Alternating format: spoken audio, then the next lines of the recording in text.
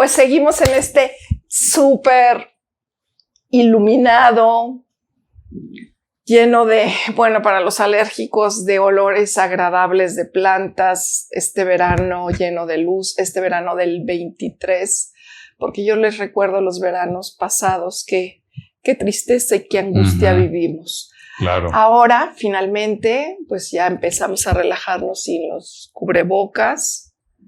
Yo ya puedo tocar todo sin estar mega tensa. Pues seguimos hablando, ahora vamos a hablar de otro monstruo, ¿sí? Vamos a hablar del trastorno narcisista de la personalidad, retomando que los trastornos de personalidad son formas de ser que no van a cambiar, son estilos de vida que lastiman a los demás, son personas que toman todo, ¿sí? Que tienen un montante, una carga de cierta maldad o mucha carga de maldad, unos más que otros. Y vamos a hablar de este trastorno que todo se centra en sí mismo, como la histriónica. ¿Se acuerdan la histriónica del miércoles pasado? O como la mujer con trastorno límite del miércoles pasado. Soy yo, y lo demás no importa. Una más impulsiva, una más central, una más dramática, otra menos. El trastorno narcisista de personalidad, sin duda, soy yo. Pero este yo tiene una peculiaridad, el desprecio a los demás, ¿sí? En nuestro país tenemos muchos refranes, todos son, ya saben qué, menos yo. Pero este no es por altanero, nada más, ¿sí? O por maleducado. Este es verdaderamente porque se lo cree. Y entonces, contrario.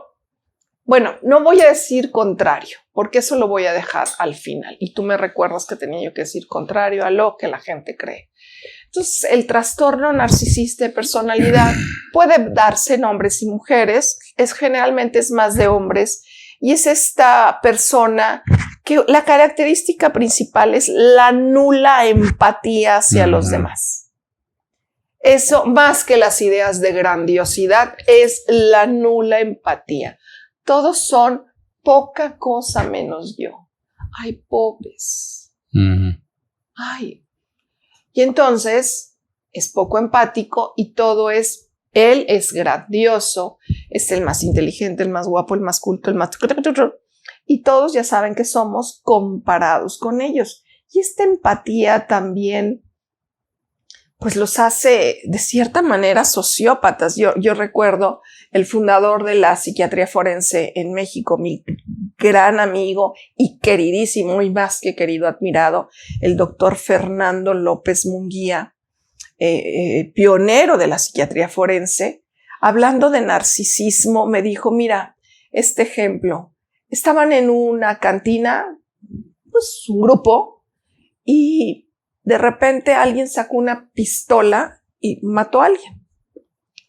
Y le dice, pero así sin sudar, pues, ¿por qué lo mataste?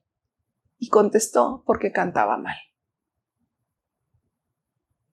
Y con este ejemplo tan duro y tan de la vida real, queridísima audiencia, podemos empezar a hablar. No hay empatía, me cae mal, porque para mí no canta bien. Y si le pusiéramos a Luis Miguel o a Plácido Domingo, también algo menos que él tendría. O apenas le llegarían un poquito al tobillo, ¿no? Y el sociópata es Narciso. Yo necesito esto. Me gustó para mi casa. Me lo llevo. Pero no se lo puede llevar. ¿Cómo de que no? Esos son los sociópatas, las histriónicas, los y las limítrofes y los narcisos. ¿El histriónico también tiene poca empatía, doctora? Yo diría que la histriónica cree que es empática y tiene, pues como, podría ser que tuviera más empatía, sí, pero sobre todo ella quiere ser empática con el público, con los que están alrededor. Claro. Pero el narciso jamás va a ser empático. Todos le quedamos cortitos. El papa le queda cortito. Claro. O apenas puede comunicarse con el papa, no con cualquier cardenal. Claro. Pero en este sentido de desprecio, porque él es lo máximo. Y pues así no es. Claro, claro. Así no es. Yo les quiero poner este ejemplo. Afortunadamente habemos muchos narcisos. Todos tenemos un poquito de narciso, un poquito de histrionismo, un poquito de obsesivo. Yo no podría decir que un poquito de borderline, no. Borderline está fuera de contexto. Otros tal vez un poquito de esquizoides. Todos tenemos un poquito de cada cosa sin tener un trastorno de personalidad. Tampoco podría decir un poquito de sociópatas. Pero todos estos poquitos de narcisismo, sí, pero el narciso es la nula empatía a nada. Todo le queda corto. Además, todo lo critica. Ay, pobres personas. Se la pasan criticando, se molestan. Como decimos en México, hasta lo que no comes te hace daño. Te hace daño. Vivir con uno, no quiero imaginármelo. Trabajar con uno, he trabajado con muchas personas con un trastorno narcisista.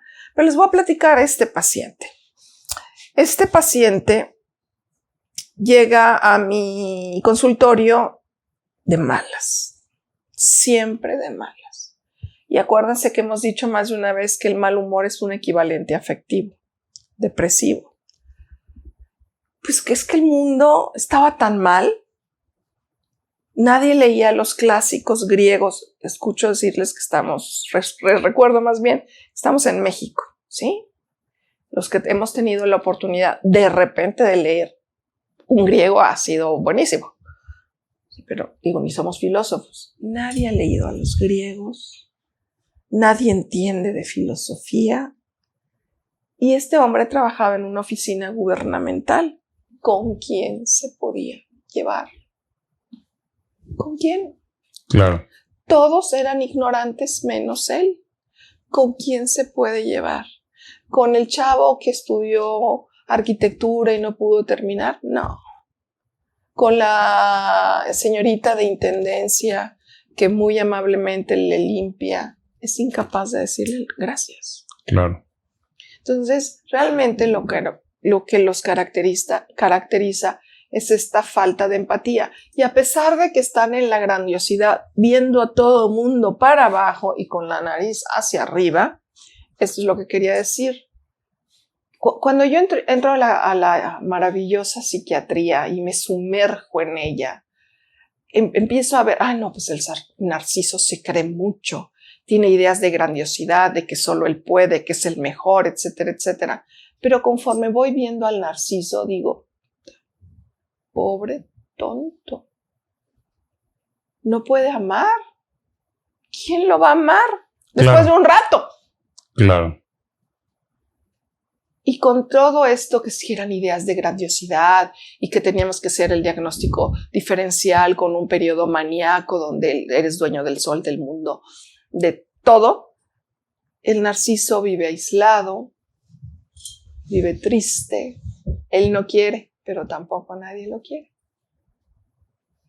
Fíjate que si me permites, doctora, quisiera remitirme hablando de griegos, ahorita que los mencionaste, al mito de Narciso. Padrísimo, me encanta, ¿no? El mito de Narciso. Narciso era un efebo, que es un efebo, un adolescente en la antigua Grecia, ¿no?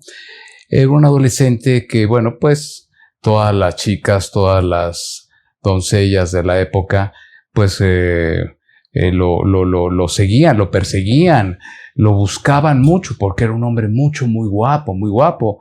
Él, bueno, pues no entendía por qué pues tantas mujeres tan bellas. Y no había espejos. No había espejos. Por eso es que no entendía por qué es que lo perseguían las chicas. Y un buen día, la ninfa Eco, que la diosa Afrodita, la castigó y que cuando ella hablara se escuchara sus palabras muchas veces eco, por ahí tuvo tuvo un disgusto con ella, pero ahora va a ser eco y hablaba. Se oía el eco. Me encantan las historias. De ahí viene el eco.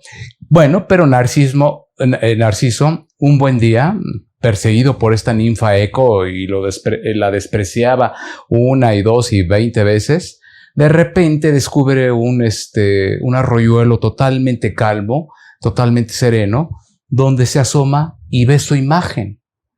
Y se enamora tanto de sí mismo que entiende, por eso las mujeres me persiguen tanto. Soy bello, soy demasiado bello. Y las mujeres, pues la ninfa Eco seguía tratando de conquistarlo, entregarle su amor, sus mejores afectos.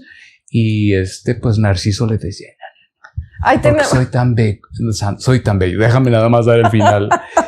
Al estarse admirando tanto en el arroyuelo, al acercarse y verse más de cerca, se cae y se va de boca y se ahoga. Como castigo la diosa Afrodita, y lo convierte en un lirio que se llama Narciso. Ese es el lirio Narciso, que hay muchos ahí en Xochimilco. Narcisos. Entonces, ¿por qué? Porque lo condenó a que, pues, cómo iba a despreciar el amor de las mujeres, cómo iba a despreciar el amor de ninfa Eco, que su amor era genuino, era auténtico. Y bueno, pues ese es un poco el mito de Narciso, del narcisismo, iba yo a decir, ¿no? en forma de broma y no de tanta broma, que Eco que lo persigue y no. Esa es la historia clásica de esta pareja que se buscan en millones, se encuentran y se casan. La mujer con trastorno límite de personalidad y el hombre con un trastorno o con rasgos narcisistas. Yo que soy capaz de matarme por ti, pues claro, ¿acaso hay alguien más? Claro. ¿No? Que esta sí me ama. Es capaz de dar la vida por mí. Como debe de ser, ¿no? Entonces, bueno, esos son los narcisos. Son poco empáticos, realmente contrario a que son creídos y esto. La verdad es que están solos, se van a quedar solos. Tristemente, un 10% de todos los pacientes que tienen trastornos de personalidad, el 10% se matan por suicidio. Del clúster B, el 10% las mujeres con trastorno límite. Y los intentos más letales son de los trastornos narcisistas de personalidad. Wow. Narcisista no va a fallar. Por otro lado, por ejemplo, los pacientes que tienen un trastorno sociopático de la personalidad, los sociópatas muchas veces atentan o cobran su propia vida, pero más por impulsividad que por verdadera tristeza o desesperación. Pero bueno, ya hablaremos del tema de suicidio, que es un tema apasionante y muy ligado a la cultura. Y a mí sí me quisiera hacer la propuesta un poco para nuestro equipo de cómo estás hoy, cómo están tus emociones, sobre hablar de los aspectos también culturales de suicidio. Yo no recuerdo si en el año 17 o en el año 15 tuve la inmensa fortuna de escribir un libro que se llama Suicidio en la cultura y en la ciencia. Okay. Este libro, por razones desafortunadas, desafortunadas de dinero, por supuesto, se tuvo que dividir en dos, y entonces uno, para no perderse, se llamó Suicidio en la psiquiatría y cultura, y me enfoqué mucho a lo de psiquiatría, pero el otro se llama Suicidio en la cultura y en la ciencia. Y la idea de este libro, querida audiencia, era hacerlo muy visual. En esta página vamos a tener un aspecto cultural, por ejemplo, el suicidio de Hemingway, ¿sí? Hemingway, este maravilloso escritor, premio Nobel, terminó tomando una escopeta y matándose. Y en esta otra página viene la razón científica, ¿sí? De los genes suicidas, cómo se heredan, cómo se pasan, cuáles son los factores de riesgo. Y me gustaría de una vez plantearla para más adelante. Porque, interesante. Sí, Porque, por ejemplo, en India, más o menos en los 70s, se prohibió el suicidio llamado sati, que era una práctica hindú de mujeres que se inmolaban al quedar viudas y que más bien era el campo para tapar la cortina, para tapar un homicidio, porque muchas veces era la familia política las que lanzaba la pira. Pero bueno, nos estamos desviando, que es un poco la historia de mi vida cuando doy una conferencia que me tengo que enfocar. ¿Por qué? Porque estamos hablando que el 10% de las personas con trastornos de la personalidad fallecen porque ellas toman su propia vida. Y que de estos, las límites, muchas veces por trastornos afectivos, pero los que tenían una conducta más letal eran las personas con trastorno narcisista. Pero también son suicidios muy anunciados, como buenos clúster B. Mírenme, aquí estoy yo. No importa lo que me tenga que hacer. Claro. Y podríamos más adelante, este extraordinario escritor japonés, Yukio Mishima. Yukio Mishima escribió Confesiones de una máscara y El marinero que cayó de la gracia del mar. Yo no he leído Confesiones de una máscara, espero más adelante leerla, pero El marinero que cayó de la gracia del mar es una novela donde se ve la maldad de los niños. Y uno dice, de verdad esto está pasando, ¿no? Y finalmente Yukio Mishima, que era sin duda un gran tipo, cinta negra en kendo, actor, escritor, poeta, voluntario de los pilotos kamikaze en la Segunda Guerra Mundial, falleció por suicidio. Y fue un suicidio televisado y un suicidio espantoso. De entrada lo televisaron. Yo no sé cómo que alguien podía ver todo eso, pero parte del suicidio del harakiri, que se conoce como harakiri, es el compadre, amigo, padre, hermano, persona más importante que le ayuda a buen morir a través de una casi decapitación, ¿se dice? Sí. Ok. Y el cuate que hizo eso no tuvo ni la fuerza, algo falló. Entonces pueden imaginarse que se tardó como 4 o 6 horas en morirse. Qué barbaridad. Y además los televisiones de esa época trincheradas, nadie podía entrar ni salir. Fue una situación espantosa que ya hablaremos cuando hablemos de suicidio en la cultura y en la ciencia, pero me regreso al narcisismo de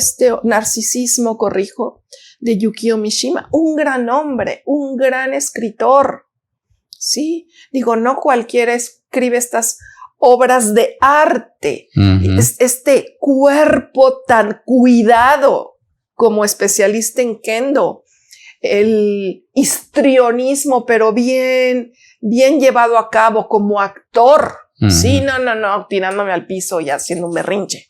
No, claro. Pero el narcisismo. Y entonces él comete este acto autolesivo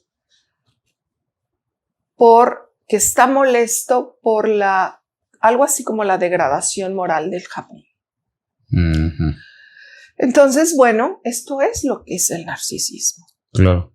Sí, recuerdo al suicidio de el esposo de una paciente mía, una linda familia, pero, o sea, él verdaderamente, como ella dijo, después de que me casé, decía yo, bueno, ¿qué le pasa a mi esposo? ¿Por qué es así?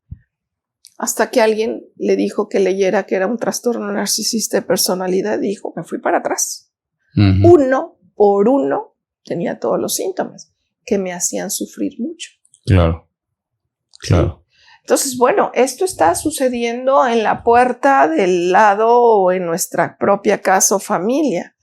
Afortunadamente, no tengo las cifras, yo creo que las tendría yo que estudiar. ¿Qué porcentaje de trastornos de personalidad. ¿El más frecuente cuál es? Sin duda, los más frecuentes son del clúster B, eso es lo que recuerdo. Del clúster C. Del clúster B que vamos a hablar más adelante, que son el evitativo, el obsesivo, esos son del C y no hemos hablado de esos. Pero del clúster B, yo creo que les debo las cifras, cuál es el más frecuente. En el set de psiquiatría, el más frecuente es el limítrofe. El limítrofe, sí. Limítrofe. Seguramente. Supongo que en el set de las cárceles, pues es el sociopático. Claro.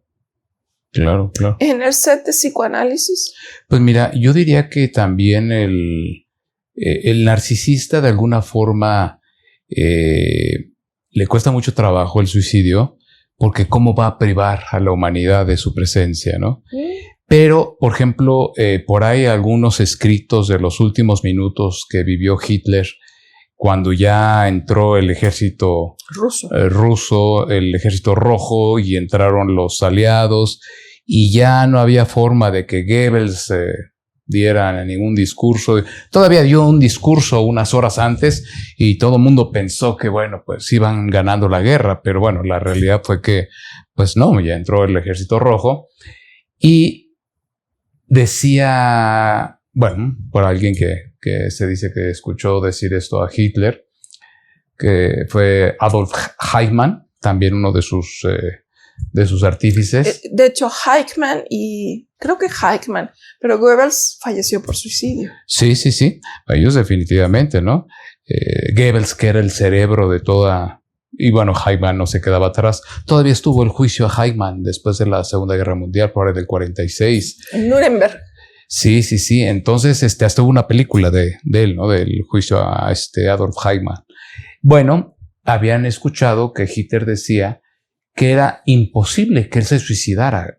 La pérdida tan grande que iba a experimentar la humanidad si él se suicidaba, pero le decía, pero señores, es que ya tenemos aquí tocando la puerta, están tirando ya, estaban en sus búnkers, Goebbels estaba en su búnker, Eichmann estaba ahí en el mismo búnker, pero ya estaban, tirando...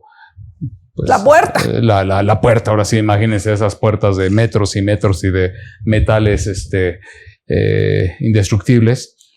Pero Hitler no quería quitarse la vida. ¿Por qué? Porque ¿cómo iba a privar al mundo de su presencia? Pero cuando ya se dio cuenta que era peor quitarse la vida y que lo llevaran a juicio, bueno, prefirió quitarse la vida. Y ahí tenían sus pastillas, sus píldoras de cicuta, ¿no? Y inmediatamente Eva Braun, su mujer, Goebbels, inmediatamente, todos. Y a él le costó un trabajo, decía Eichmann, porque fue el que, pues no se suicidó. El último. Ese no se suicidó y ese tuvo que enfrentar el juicio, ¿no? Que hasta, les digo, hay una película. Estos grandes narcisistas como Stalin, como Mao, como Hitler con esta situación narcisista y antisocial y el tratar de erradicar una raza completa, no solamente las razas arias, sino acabó con todos los gitanos de Europa. Entonces, con los enfermos mentales. Los enfermos mentales, todo aquel ser que no fuera el superhombre del que habló Nietzsche, ¿no? Entonces, estos grandes narcisistas, ¿cómo los tenemos bien parados, posicionados en todas las áreas políticas de todo el mundo? Y esos son los que nos están gobernando. En todo el mundo no hay narcisista que no quiera estar en la política y no quiera llegar a regir ese país. Pero muchos son rasgos narcisistas, no un trastorno narcisista. Sí, muchos de nuestros directores, de nuestros políticos, de nosotros mismos, tenemos rasgos narcisistas. Bueno, un hecho es que tenemos que tener rasgos narcisistas los que nos metemos a enfermería, a medicina, salvamos vidas. Digo, si eso no es narcisismo, no entiendo qué es. Claro. A psicología, a psicoanálisis, tenemos que tener rasgos narcisistas funcionales. Claro. Pero no un trastorno de personalidad narcisista. Claro. Bueno, nuestros amigos de producción ya nos están haciendo señas para dejar obscenas. No, no es cierto. Para dejar tiempo para las preguntas que vienen, les pedimos que lean. Ahora con todas estas oportunidades que hay en el internet, en Google, etcétera, lean Trastorno Narcisista, jueguen con la información, escríbanos. Estamos muy gustosos de contestar todas sus preguntas y tal vez más adelante pues, podamos hablar de esta parte cultural, de este terrible y doloroso fenómeno que es el suicidio, que es la muerte por tu propia mano, y podamos seguir enriqueciéndonos. Los invito a disfrutar que todavía no empieza la lluvia fuerte, sino uno que otro chipi que le hace muy bien a las flores, claro que y a sí. los árboles y a todos. Muchísimas gracias por su presencia. Muchas gracias. Un abrazo muy afectuoso a todos y a todas.